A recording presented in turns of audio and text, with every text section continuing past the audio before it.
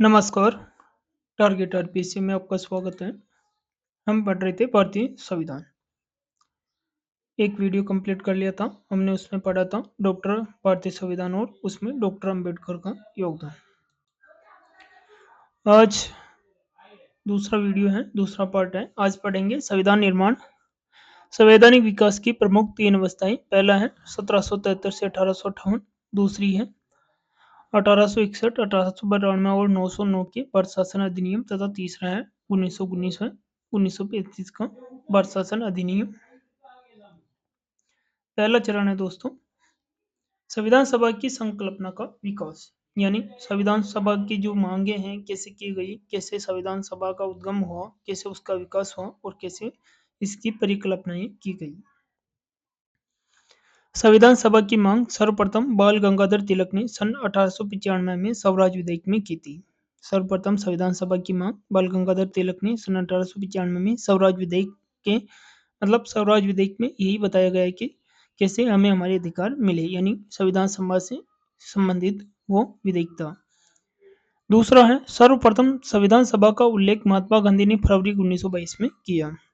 राष्ट्रीय मांग 1924 में स्वराज दल के नेता मोतीलाल नेहरू द्वारा केंद्रीय विधानसभा में राष्ट्रीय मांग की गई संविधान सभा की।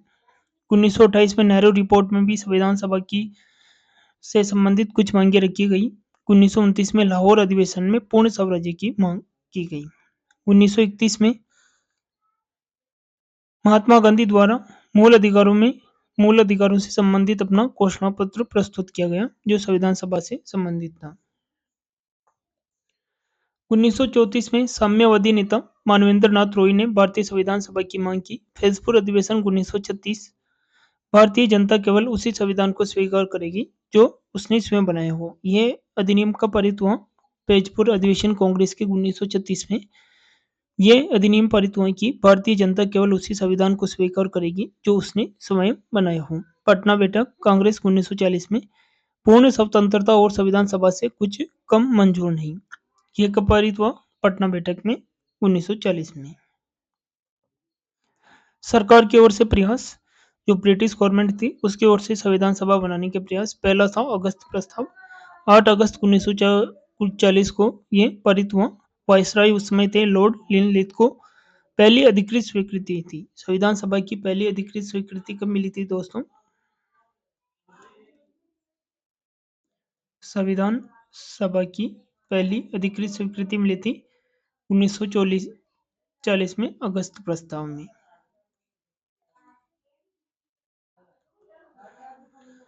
भारत का संविधान बनाना प्राथमिकता भारतीयों का काम है। जो अगस्त प्रस्ताव था 1940 में दोस्तों, उसमें क्या बोला कि जो भारतीय संविधान है इसका बनाना जो प्राथमिकता है वो भारतीयों की है, यानी भारतीय ही भारत का संविधान बनाएंगे, इसमें ब्रिटिश इंटरफेयर नहीं करेंगे। दूसरा है क्रिप्स प्रस्ताव। पहला था अगस्त प्रस्ताव, दूसरा क्रिप्स प्रस्ताव।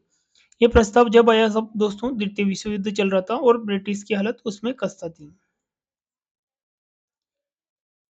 इस प्रस्ताव को लाने का उद्देश्य था कि जो भारतीय हैं वो ब्रिटिश का समर्थन करेंगे द्वितीय विश्व युद्ध में, और इसके बाद क्या है, ब्रिटिश जो गवर्नमेंट है वो भारतीयों को संविधान बनाने का छूट दे देगी।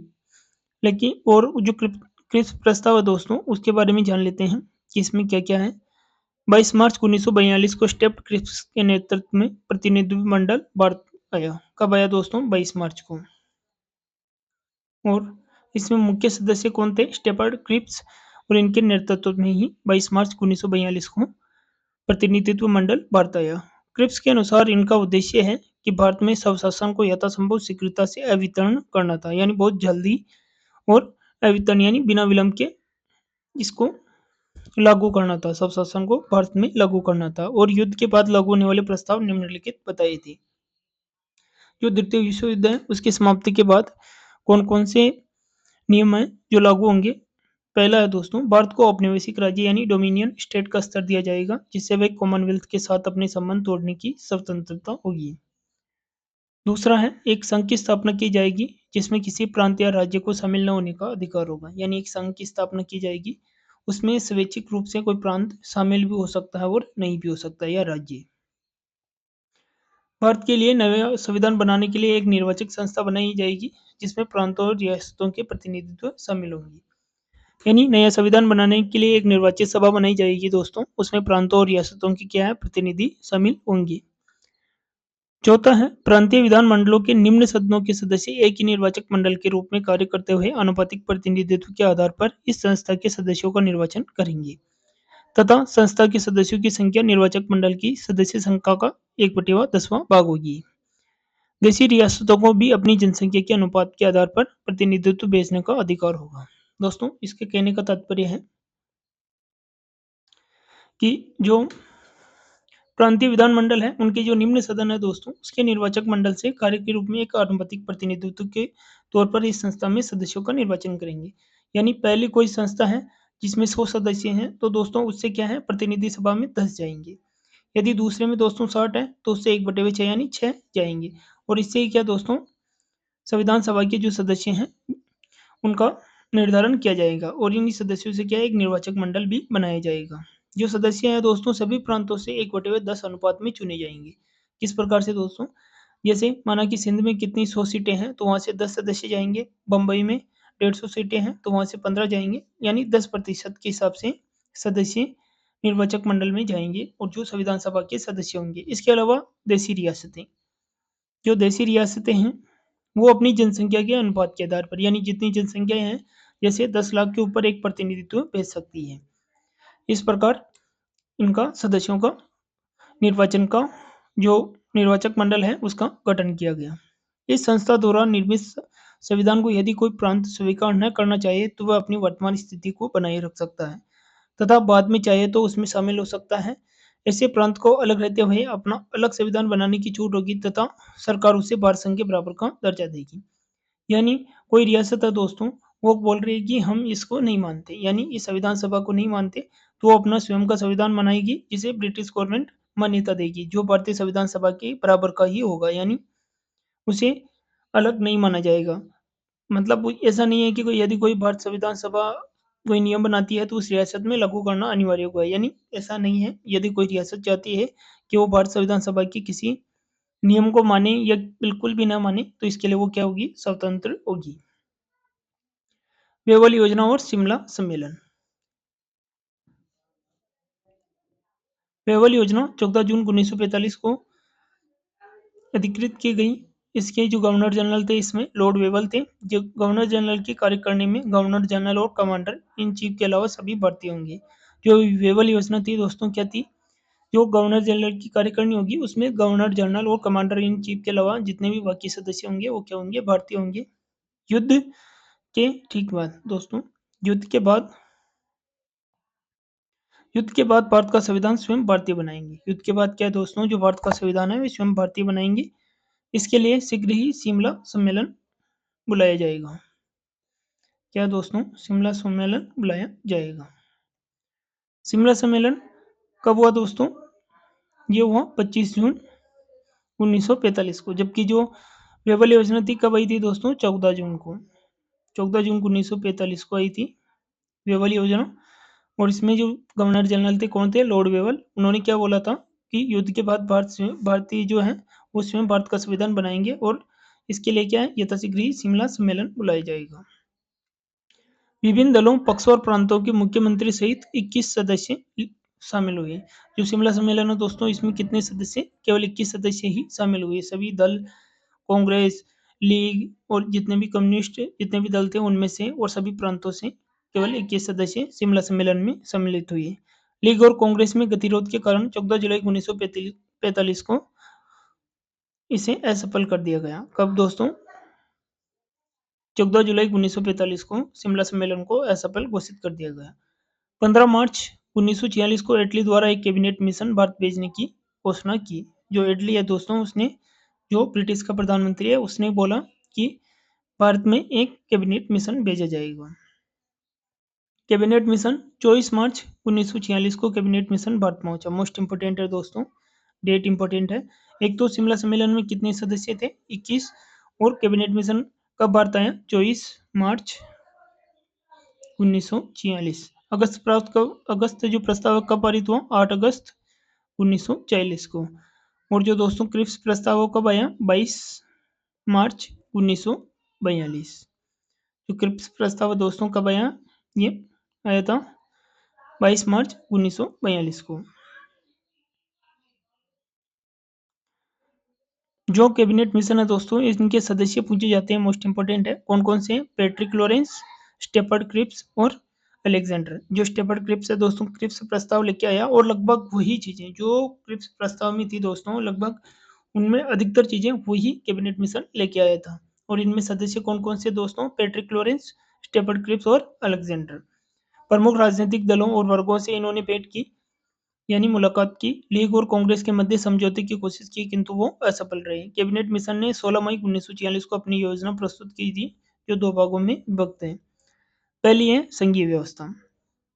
संघीय व्यवस्था का प्रावधान, संघ के पास केवल, जो संघीय व्यवस्था है उसके पास केवल विदेशी मामले, प्रतिरक्षा, संचार तथा इसे संचालन के लिए वित्त पोषण का अधिकार होगा।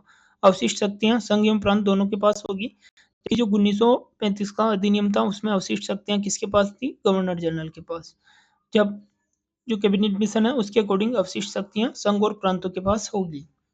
संघ में कार्यपालिका एवं व्यवस्थापिका होगी, जिसमें प्रांतों के अतिरिक्त देशी रियासतों के भी सदस्य होंगे। जो प्रांतों का निर्वाचक मंडल है उसके अलावा देशी रियासतों के भी सदस्य होंगे संघ की कार्यपालिका और व्यवस्थापिका में। संविधान सभा संबंधी सिफारिशें, एकमात्र व्यवहारिक विकल्प है कि प्रांतीय विधानसभाओं का संविधान सभा के गठन के रूप में निर्वाचनकारी संस्थाओं के रूप में उपयोग किया जाए। यानी जो प्रांतीय विधानसभाएं हैं उनकी सदस्यों, उनमें से सदस्यों को चुन के क्या है, संविधान सभा का गठन किया जाए। अन्य महत्वपूर्ण सिफारिशें, संविधान सभा में कुल 200 जिनमें सदस्य थे। जो ब्रिटिश भारत है उससे कितने सदस्य थे? 200 जिनमें ब्रिटिश भारत से थे और 93 देशी रियासतों से थे। यानी कुल कितने थे? 389। सदस्यों की संख्या प्रांतों की जनसंख्या के आधार पर निश्चित, यानी प्रत्येक 10 लाख पर एक सदस्य। प्रांतों की सीटों को उस प्रांत के प्रमुख संप्रदायों की संख्या में पुनः बांटा गया। विभिन्न संप्रदायों के प्रतिनिधि विधायिका के सदस्यों द्वारा अनुपातिक प्रतिनिधित्व मंडल के प्रणाली के आधार पर चुने जाएंगे। यानी जो संप्रदाय है दोस्तों, वो प्रतिनिधि विधायिका के सदस्यों द्वारा अनुपातिक प्रतिनिधित्व प्रणाली के आधार पर चुने जाएंगे। इस चुनाव में एक संप्रदाय केवल अपने सदस्यों को ही चुनाव कर सकेंगे। जो इस चुनाव में एक संप्रदाय है वो केवल अपने ही सदस्यों का चुनाव कर सकेंगे। यानी मुस्लिम लीग है तो केवल मुसलमानों को चुनाव कर सकेंगे, जो सिख है वो केवल सिखों का चुनाव कर सकेंगे। चीफ कमिश्नरों को प्रतिनिधित्व देते हुए एम ए, दिल्ली, अजमेर और कुर्ग को एक एक सदस्य तथा बलूचिस्तान को एक सदस्य बी ग्रुप में शामिल किया गया। यानी कुल 4 है। कितने? 4 है दोस्तों। पहला दिल्ली, दूसरा अजमेर, तीसरा कुर्ग और चौथा बलूचिस्तान। देशी रियासतों को 93 सीटों का प्रतिनिधित्व दिया गया। प्रथम बैठक के बाद 3 ग्रुपों में विभाजित पहले प्रांतों का संविधान और बाद में संघ का, यानी जो संविधान है दोस्तों पहले प्रांतों का तैयार होगा और उसके बाद संघ का संविधान तैयार होगा। संविधान सभा के लिए चुनाव का गठन,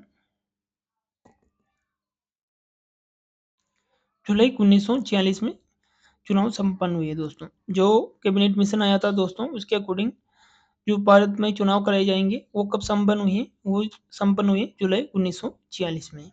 जुलाई 1946 में चुनाव संपन्न हुए। कांग्रेस को 208 सीट मिली। लीग को कितनी मिली? 73 सीटें। चीफ कमिश्नर से 4 फिक्स थे, अजमेर, कुर्ग, दिल्ली और बलूचिस्तान, और 11 अन्य थे। यानी कुल 200 जिनमें भारत ब्रिटिश से थे और 73 रियासतों से थी। 20 नवंबर 1946 को प्रेस विज्ञप्ति जारी की गई कि 9 दिसंबर 1946 को संविधान सभा की पहली बैठक होगी। जो लीग है दोस्तों उसने इस बैठक का विरोध कर दिया, क्योंकि वो क्या है, अल्पमत में आ गई थी। और जो कैबिनेट मिशन है इसने भारत के विभाजन की बात को भी नकार दिया था। जो कैबिनेट मिशन है उसने क्या बोला कि जो भारत का विभाजन है वो नहीं होगा। और इसके बाद क्या दोस्तों, जो लीग है, लीग भी क्या है, अल्पमत में आ गई थी, तो उसने बोला कि हम इस बैठक का समर्थन नहीं करते। जो लंदन वार्ता है दोस्तों वो कांग्रेस और लीग में समझौते के लिए बुलाई गई थी दिसंबर 1946 में, 3 दिसंबर से 6 दिसंबर के मध्य लंदन में। इसके अध्यक्ष थे प्रधानमंत्री एटली। अन्य सदस्य थे नेहरू, जिन्ना, लियाकत अली, बलदेव सिंह। ये इस लंदन वार्ता के अध्यक्ष सदस्य थे। कांग्रेस और लीग में मतभेदों के कारण ये असफल रहा। संविधान सभा की पहली बैठक, संविधान सभा की पहली बैठक 9 दिसंबर 1946 को आयोजित हुई। अस्थायी अध्यक्ष डॉक्टर सच्चिदानंद सिन्हा को बनाया गया। जो स्थायी अध्यक्ष हैं 2 दिन बाद यानी 11 दिसंबर 1946 को डॉक्टर राजेंद्र प्रसाद को बनाया गया। उपाध्यक्ष हरेंद्र कुमार एच के मुखर्जी और इनके बाद बने वीटी कृष्णाचारी यानी 2 उपाध्यक्ष थे हरेंद्र कुमार मुखर्जी। इनके इस्तीफे के बाद वीटी कृष्णाचारी बने। संवैधानिक सलाहकार बीएन राव। प्रथम बैठक में 211 सदस्य थे। कितने दोस्तों? 211 सदस्य प्रथम बैठक में उपस्थित थे। इनका उद्घाटन आचार्य कृपलानी द्वारा संविधान सभा के अस्थायी अध्यक्ष डॉक्टर सच्चिदानंद सिन्हा के परिचय करवाने से हुआ। जो आचार्य कृपलानी है उन्होंने अस्थायी अध्यक्ष डॉक्टर सच्चिदानंद सिन्हा के परिचय करवाने से संविधान सभा का उद्घाटन हुआ। प्रथम हस्ताक्षर जवाहरलाल नेहरू ने तथा अंतिम हस्ताक्षर डॉक्टर राजेंद्र प्रसाद ने किए। यानी अंतरिम सरकार के प्रधानमंत्री कौन थे? जवाहरलाल नेहरू। उन्होंने पहले हस्ताक्षर किए और दूसरे किसने किए? डॉक्टर राजेंद्र प्रसाद ने, जो संविधान सभा के अध्यक्ष थे। संविधान सभा का कार्य लगभग 3 वर्ष यानी 2 वर्ष 11 माह 18 दिन तक चला। कुल सत्र 11+1 12 हुए और 162 दिन तक संविधान सभा चली। 11+1 का मतलब क्या दोस्तों? 11 बैठकें हो गई थी 26 नवंबर तक दोस्तों, 26 नवंबर 1949 तक।